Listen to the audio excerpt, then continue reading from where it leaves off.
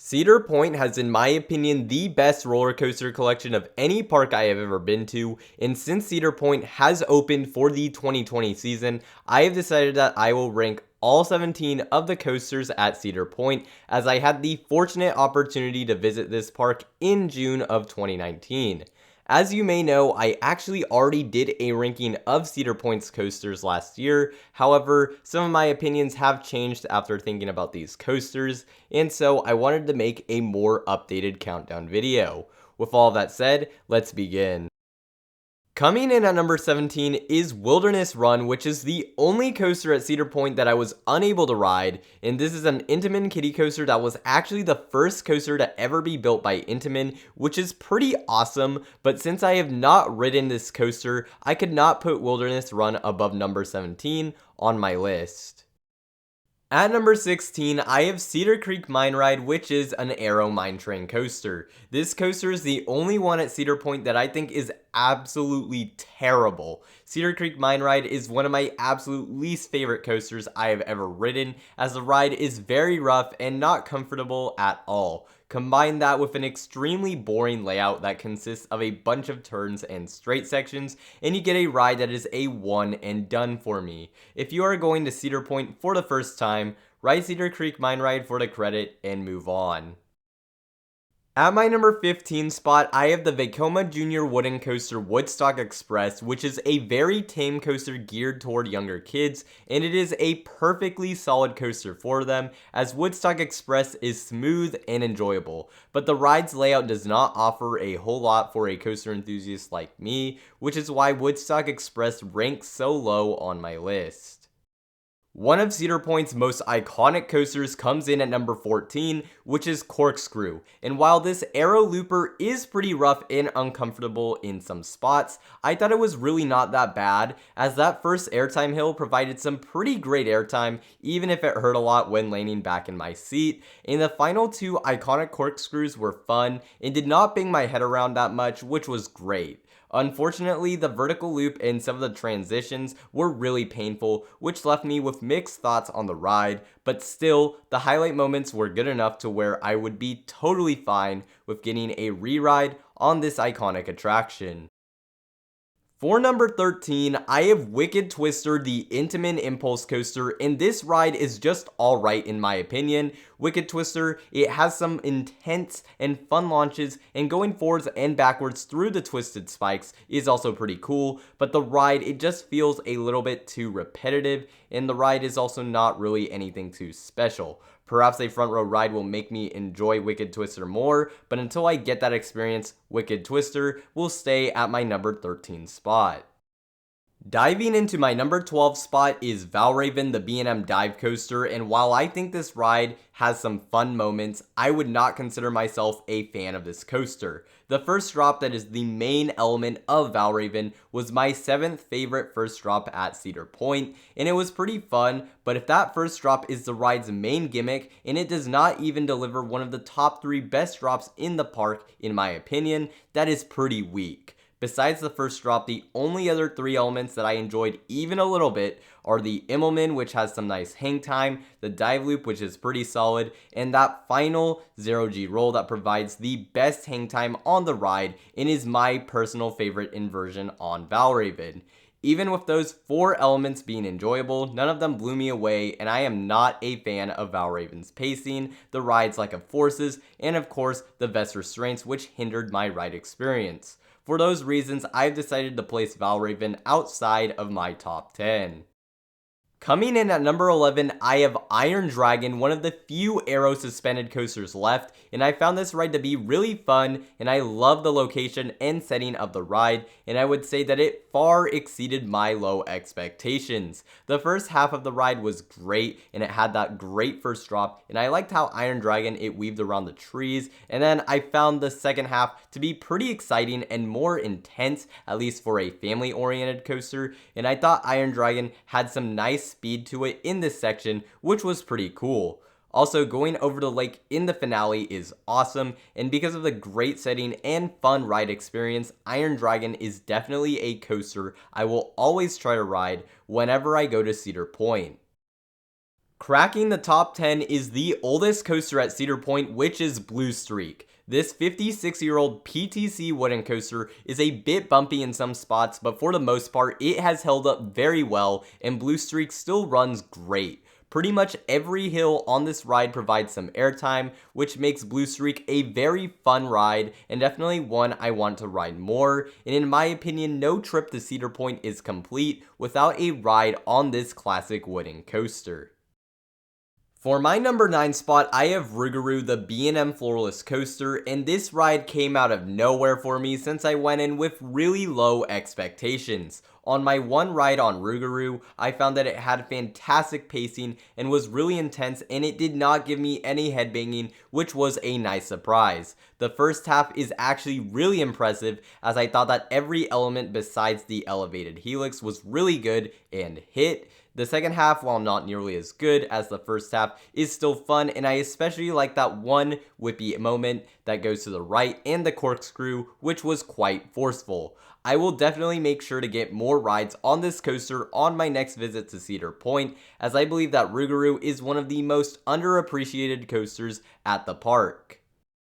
The most disappointing coaster at Cedar Point for me comes in at number 8, and that is Magnum XL200, the original hyper coaster. After riding Superman El Último Escape at Six Flags Mexico, which is one of my all-time favorite coasters, I was really excited to ride Magnum because I had heard that it was similar and comparable to El Último Escape. Unfortunately, it did not live up to the hype, as I thought that Magnum had a fun but sort of weak first half, and the airtime hills in the second half were really strong but way too brief for me to take in fully. Also, the restraints make those airtime moments painful, which in my opinion took away from the overall ride. I will say on a more positive note that I still thought that Magnum was a fun and cool ride, and I definitely preferred my second ride over my first, so perhaps I just need to ride Magnum XL200 more for it to grow on me, as I know there are certain coasters that it takes a while for me to warm up to. But for now, Magnum will come in at number 8.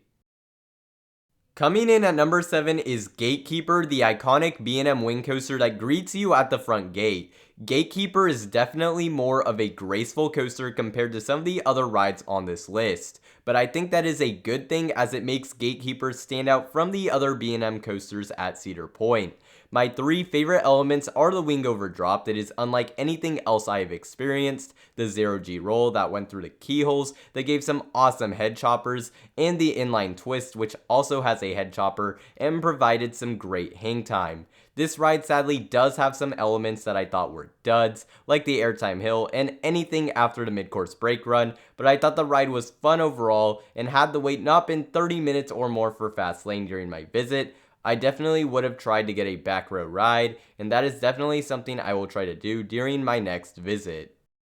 At number 6 is my favorite aero coaster at Cedar Point, which is Gemini, the racing hybrid coaster, and unfortunately during my visit only the red side was operating, so I never got a racing ride, but even without the racing aspect, I got some incredible lifter airtime that I was not expecting, and I also found this ride to be really smooth for its age. I also really liked the final upward helix at the end, as I went through it pretty quickly and I found it to be a surprisingly intense and fun moment. Unfortunately, Gemini may bite the dust sooner than later, and I hope to get one racing ride before that happens, but whether or not I get that racing ride, I will always remember my one amazing experience on Gemini.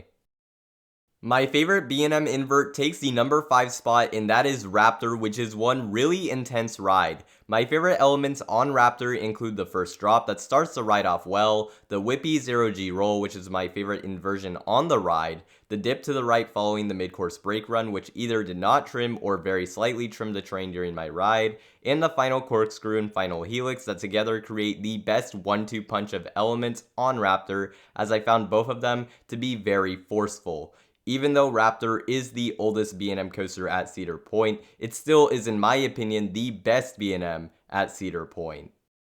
One of the most iconic and famous roller coasters in the entire world comes in at my number 4 spot, and that is Millennium Force, which at the time of its opening was the first ever Giga coaster or full circuit coaster over 300 feet to ever be built. While Millennium Force is not my favorite coaster at Cedar Point, it is still definitely one of the most fun coasters at the park, and it also has an incredible opening with a cable lift hill that provides some of the best views of any coaster out there, a first drop that is one of my favorite first drops that I have ever experienced, and it makes you feel like you are falling forever, and of course that overbank turn, which felt very intense and gave a great sensation of speed. Unfortunately, the ride does not ever live up to that incredible opening after the overbank turn, but I still found Millennium Force to be fun as I just zoomed around the layout with a ton of speed. I also should say that a night ride on Millennium Force is an absolute must, as zooming around the layout in the dark makes the ride even more fun and also more interesting. So if you can, get a night ride on this fun and revolutionary Intamin Giga Coaster, as a night ride, in my opinion, is the best way to experience Millennium Force. For my third favorite coaster at Cedar Point, I have Maverick, the Intamin Blitz coaster that provides a wild, intense, and incredible ride experience. The 95-degree first drop is probably the craziest first drop I have experienced outside of X2's first drop, as it literally feels like you are getting thrown out of the train. Speaking of crazy elements, that second launch is very powerful, which did surprise me, and the second overbank is something that is truly ridiculous, as you get whipped like crazy, which is really incredible. The ejector airtime hills I also thought provided some amazing and strong ejector airtime, so there is definitely a lot going for Maverick, but there were some elements such as the inversions that I thought could have been better executed, but overall Maverick is one heck of a ride, and without a doubt a coaster you must ride when you are at Cedar Point.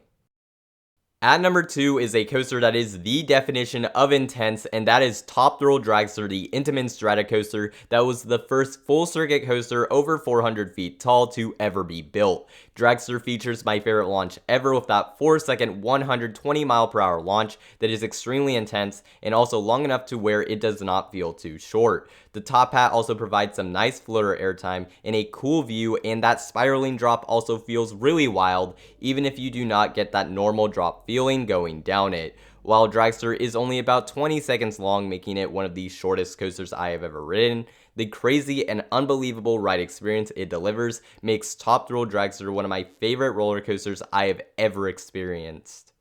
Now, my number 1 coaster at Cedar Point and my favorite roller coaster I have ever ridden is none other than Steel Vengeance, the RMC Hyper Hybrid coaster that features one of the greatest layouts of any coaster ever built, and the ride is also an absolute airtime machine, as Steel Vengeance features the most airtime moments of any coaster on the entire planet, and some of my favorite elements in the first half are the first drop that is fantastic and makes you feel like you are falling forever, and the tall outer banked hill that provides amazing sideways airtime. While the first half of Steel Vengeance is great, the second half in my opinion is the better half of Steel Vengeance, and here you get some of the best elements on the ride, which includes the crazy drop off the mid-course, the off-axis airtime hill, which is my favorite individual element, and of course the airtime buffet at the end, which is my favorite finale on any roller coaster. Steel Vengeance of course also has great pacing, amazing head choppers, and an amazing and out of control feeling night ride experience, which is why I would highly recommend a night ride in or near the back row. Steel Vengeance is definitely a coaster that every coaster enthusiast should ride, as it is one of the best coasters in the entire world. What are your favorite coasters at Cedar Point? Or if you have not been yet, what are the ones you are looking forward to the most? Let me know in the comments down below, and also make sure to like this video and subscribe to the channel if you are into roller coasters and theme parks, as I am trying to reach 2,000 subscribers by the end of 2020. Also, make sure to join the Coaster Hour Discord and follow me on Instagram at Coaster Hour, as I have links to both of those in the description down below. Thank you all for watching, and I will see you all next time here on Coaster Hour.